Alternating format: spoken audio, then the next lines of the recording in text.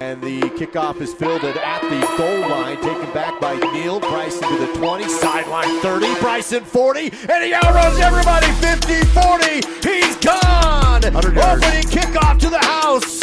Last week, Cooper had a 99-yarder. Tonight, hey, welcome into Sports Night. I'm Jake Hibbard. Last one of the regular season. We know we're into the playoffs, but after this week, nothing's guaranteed. It's senior night as Star Valley will host the Green River Wolves. We've also got the state cross-country meet happening Saturday in Cheyenne, just off of I-80 at Little America. And I'll be talking with head coach for Star Valley cross-country, Ty Draney, as he runs me through some of the preparations that go into the state meet, and also how he's tried to incorporate sports psychology into Star Valley athletics in what he calls the final frontier to Star Valley domination. What are we going to do tomorrow night? The same thing we do every night, Pinky. Try to take over the world. But first, back to football. It's been a wild couple of weeks. First, 31 unanswered points to beat Cody in the biggest match of all time this season since, well, you know, since it's over, we're kind of on to the next one, right? But it was real big when it happened. That's how sports go. And then a first-half scare against Evanston before Star Valley eventually pulled away. And now, the finale. Green River comes into tomorrow night knowing that it's their last match of the year. They're 1-7 overall and 10-54 since 2018 when Coach Don Maggi stepped down from the program to take over Natrona County. And yeah, certainly a big underdog coming into tomorrow night. So you know what that means. They got nothing to lose. So what do you say? You know how this goes. Let's take a look.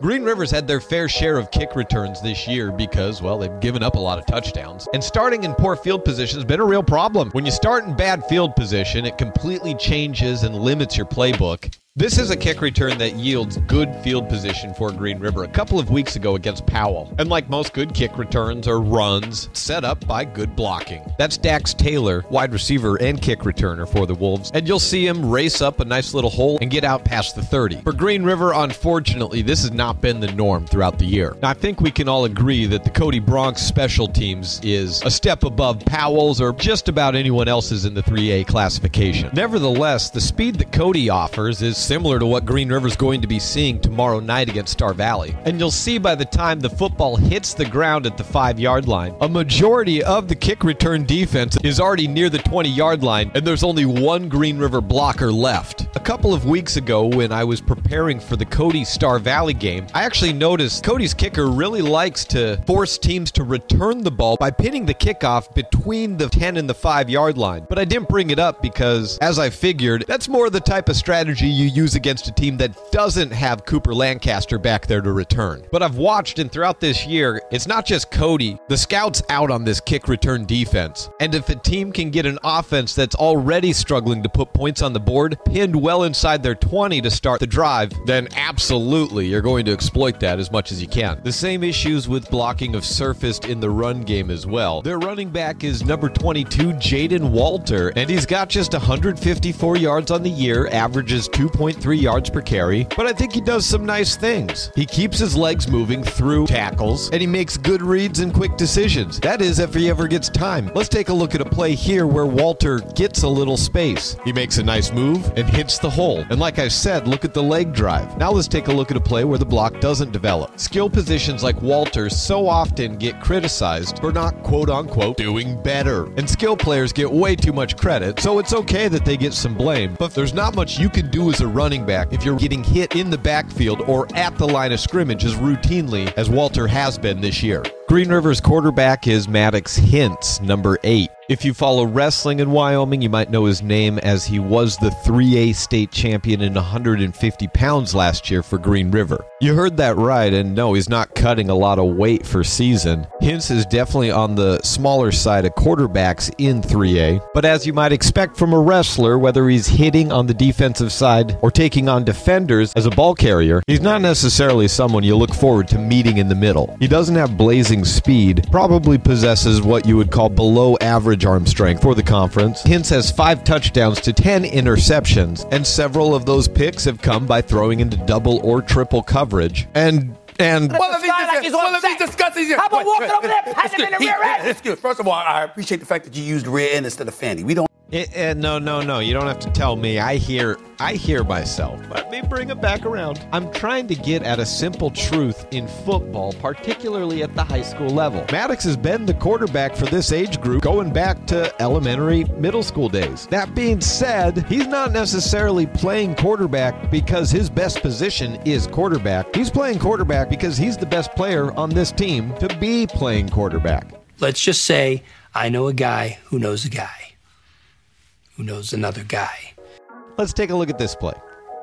And here's what I'm talking about with why he's the right player at this position. You see the snap goes right over his head. Green River's lost its fair share of fumbles this year, but it won't lose this one because Hintz continues to keep his eyes downfield, rolls out into space, and finds a man for a big play. When you don't have all the pieces perfectly put around you, what you need at quarterback is a playmaker. And that's what they have. Dax Taylor's another name to know for Green River. He already owns the school record for single-season receptions, a record that he broke from 2020 that was set by his older brother Dylan. And I could talk about this and that, but we gotta move on. We got state cross-country to talk about. Like so many other years, this will be the first and only time of the year these runners face off. On the western side for the boys, Jace Burton comes in as Star Valley's regional champion as he won last week's race by over 20 seconds. After that for Star Valley, Hobby Wetzel finished 5th, Colton Cranny was 6th, Brigham Hahn was 12th, and Matthew Haywood was 16th.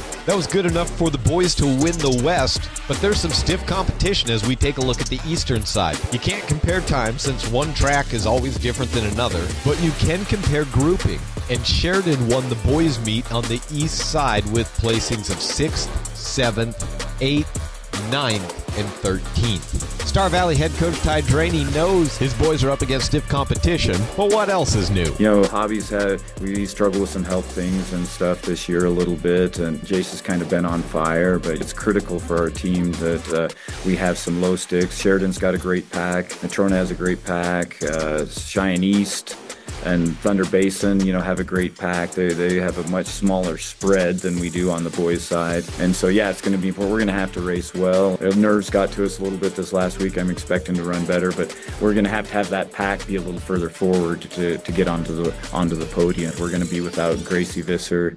She hurt a hip flexor at Bob Furman right at the end of the race, and that hurts a little bit, but super grateful for the depth and their excitement and the youth and exuberance that they have. And when it comes to managing those nerves, Coach Draney and football head coach McKay Young for Star Valley have teamed up to co-teach a sports psychology class within the Star Valley High School. Coach Draney explains some of the things that are addressed within this class. I think part of it is normalizing some of the feelings that they do have, you know, when you have nerves, or you refer to the yips, you know, that's a normal thing. I think the biggest thing, the most general way to talk about it is assigning the right amount of importance to the things that run between our brain and managing those things, knowing what you're feeling and knowing what to ignore and knowing what to respond to, and assigning the right amount of importance and effort towards those things, and the things that aren't important, being able to recognize that and then let it again, not necessarily even fight it, but just real-time methods to help send them packing, you know, so that they can perform at their best. Time now to take a look at what's upcoming in Star Valley athletics.